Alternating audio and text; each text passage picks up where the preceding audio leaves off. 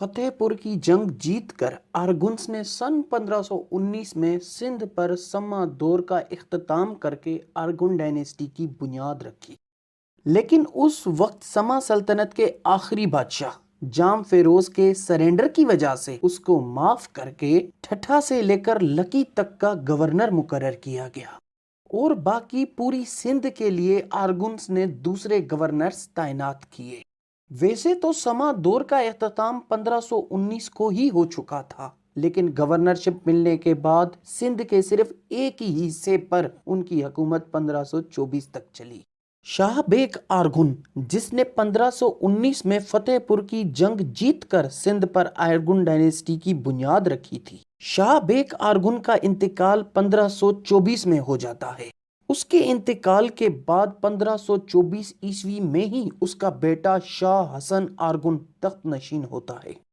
تخت نشین ہونے کے بعد شاہ حسن ارگن نے جام فیروز سے جان چھڑانے کا فیصلہ کیا، کیونکہ جام فیروز مسلسل اپنے اور ارگنس کے درمیان کیے گئے معاہدوں کی خلاف ورزی کر رہا تھا۔ لہٰذا جب اس بات کا پتہ جام فیروز کو پڑا تو انہوں نے بھی جنگ کرنے کی ٹھان لی، اور جام فیروز کے داماد شیخ ابراہی اور اس کے کچھ خاص وزراء نے ارگنس کو دریا عبور کرنے سے روکنے کے لیے ایک بحری بیڑا تیار کیا تاکہ ارگنس کے ساتھ بحری جنگ کر کے ان کو وہیں روکا جا سکے۔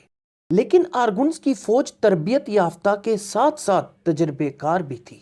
ارگنس نے ان کے ساتھ بحری جنگ کی اور بحری بیڑے کو ان کے کمانڈروں سمیت غرق کر دیا۔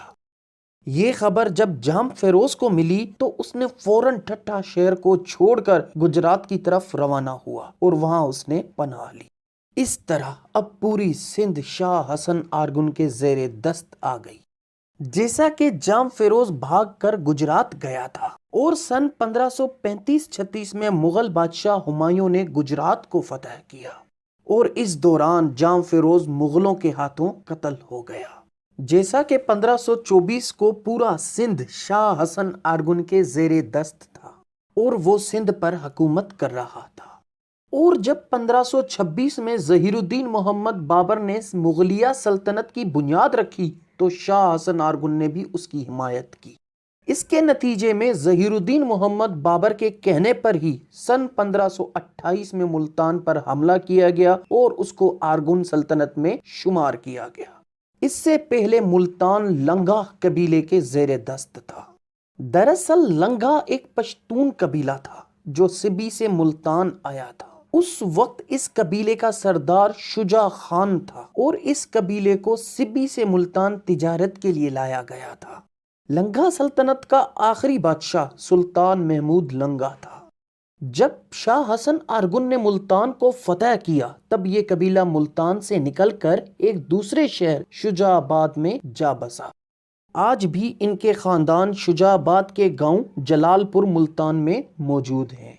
سن 1528 میں ملتان فتح کرنے پر ارگن سلطنت کا ایک گورنر تعینات کیا گیا۔ جب شاہ حسن ارگن ملتان فتح کر کے دارالخلافہ ٹھٹھا کے لیے روانہ ہوا تو اس کے بعد کچھ لٹیروں نے گورنر ہٹا کر وہاں سے ارگنس کی سلطنت کو ختم کر دیا، لیکن پھر تھوڑے عرصے میں ہی ملتان مغلوں کے حوالے کر دیا گیا۔ یہ سب دیکھ کر مغل بادشاہ سندھ کے بادشاہ شاہ حسن ارگن سے بالکل بھی خوش نہیں تھے۔